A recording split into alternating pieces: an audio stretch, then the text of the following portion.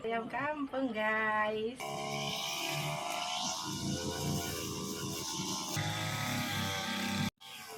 Assalamualaikum warahmatullahi wabarakatuh.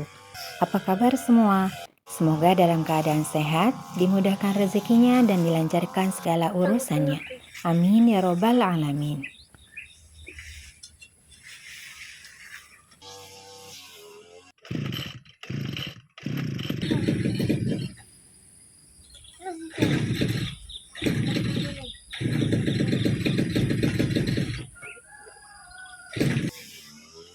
Jumpa lagi di channel Kebun Dapur Aisyah.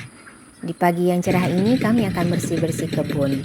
Selama bulan puasa kemarin nggak sempat bersih-bersih kebun. Bukan nggak sempat sih sebenarnya, tapi nggak sanggup ya. Karena cuaca juga di bulan puasa kemarin itu cukup panas, jadi kami lebih banyak menghabiskan waktu di rumah. Alhasil setelah lebaran itu rumputnya udah menjulang tinggi teman-teman.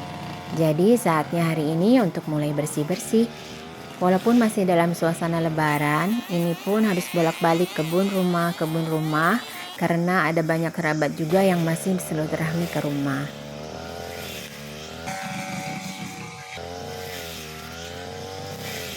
Ini suami yang potong rumput, sekalian olahraga katanya, cari keringat biar sehat. Karena beliau ini memang orang yang gak mau diem teman-teman.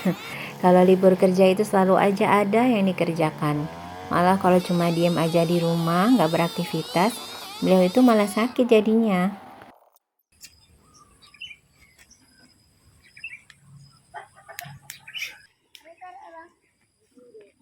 Kenapa kami memilih potong rumput? Kenapa nggak disemprot aja? Sebetulnya kami udah pernah coba keduanya ya teman-teman. Masing-masing ada kelebihan dan kekurangan juga gitu ya. Kalau potong rumput tentu lebih ramah lingkungan dibandingkan menggunakan herbisida berbahan kimia. Dengan memotong rumput juga dapat memberikan nutrisi kembali ke tanah jika dibiarkan. Juga dapat memberikan tampilan rumput yang lebih rapi dan teratur. Cuma kekurangannya adalah membutuhkan lebih banyak waktu dan tenaga, terutama jika rumput tumbuh subur. Selain itu juga tidak efektif untuk membunuh rumput liar atau gulma yang tumbuh dengan cepat, serta memerlukan perawatan rutin untuk menjaga tampilan rumput yang rapi. Lain halnya jika disemprot menggunakan herbisida lebih efektif untuk membunuh rumput liar dan gulma secara luas dan mampu menghentikan pertumbuhan rumput dan gulma dalam waktu singkat. Tapi kekurangannya adalah bisa berbahaya bagi kesehatan manusia dan lingkungan jika tidak digunakan dengan benar.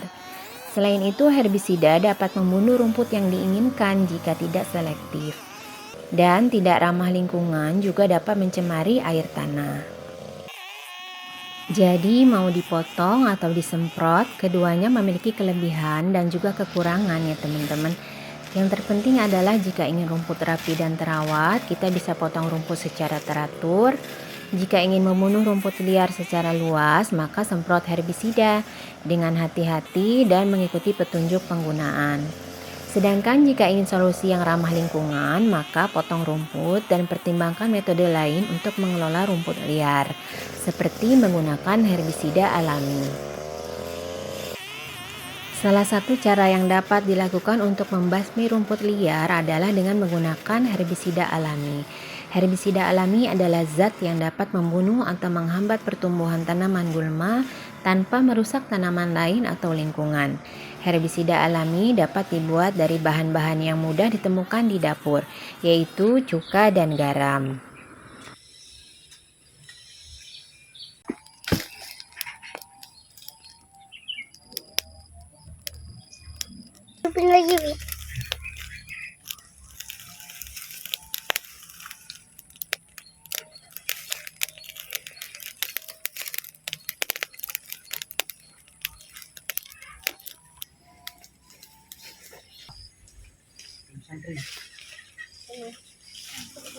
Cuka dan garam adalah bahan-bahan yang mengandung asam dan garam yang dapat merusak sel-sel tanaman.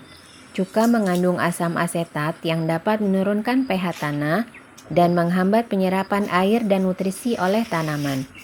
Garam mengandung natrium klorida yang dapat mengikat air dan mengeringkan tanaman. Kedua bahan ini dapat bekerja secara sinergis untuk membunuh rumput liar. Lalu, bagaimana cara pembuatan dan penggunaannya?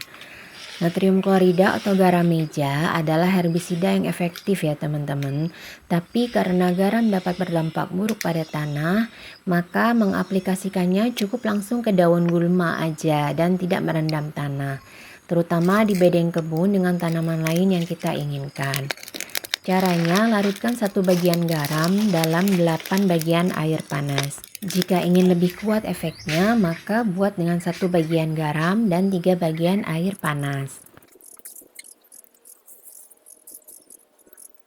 Jangan lupa untuk menambahkan sedikit sabun cuci piring cair agar membantu campuran menempel pada permukaan daun. Setelah itu lalu tuang larutan ke dalam botol semprot dan siap untuk digunakan. Untuk mengaplikasikannya, semprotkan pada daun gulma. Pastikan untuk menutupi atau mengikat kembali tanaman terdekat yang tidak ingin dibasmi. Berhati-hatilah untuk tidak merendam tanah dan jauhkan campuran ini dari trotoar semen atau jalan masuk karena dapat membuatnya menghitam. Lalu bagaimana penggunaannya dengan cuka? Nah, cuka putih yang dijual di toko bahan makanan itu mengandung sekitar 5% asam asetat, yang biasanya cukup kuat untuk sebagian besar gulma. Cuka dapat diterapkan dengan menyemprotkannya ke daun gulma. Berhati-hatilah untuk meminimalkan penyemprotan berlebih pada tanaman kebun dan tanah di dekatnya. Aplikasikan berulang mungkin diperlukan dan juga jangan lupa untuk menambahkan sedikit sabun cuci piring agar khasiatnya lebih efektif. Teman-teman juga bisa memadukan keduanya. Caranya, campurkan 3 sendok makan garam dan 25 pam sabun cair ke dalam 500 ml air.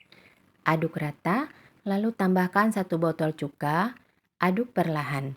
Masukkan dalam botol spray, lalu semprotkan campuran ini pada dedaunan tanaman gulma. Gimana teman-teman? Ada yang tertarik untuk mencobanya? Ada di belakang.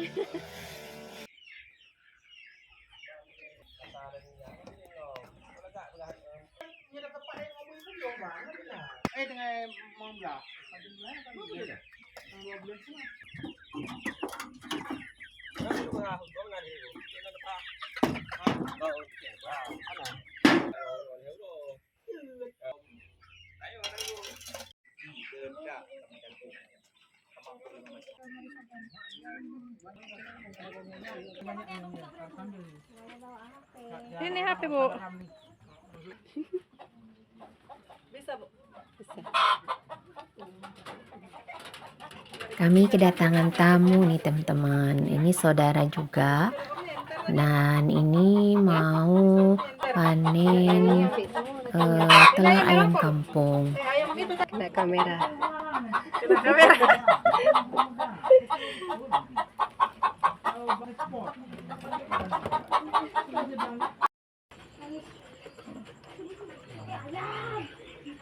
Dia kalau gelap ya kan Om, udah jadi ya kan? Juga jangan. Aku gelap dia udah jadi. Ini ada jadi. Penuh dia. Penuh gelap. Itu terang baru. Oh terang, kalau terang ini.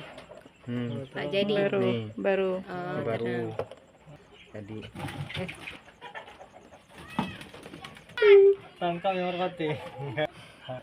Udah kotor kali Gimana dari dikocok? tadi. Goncang.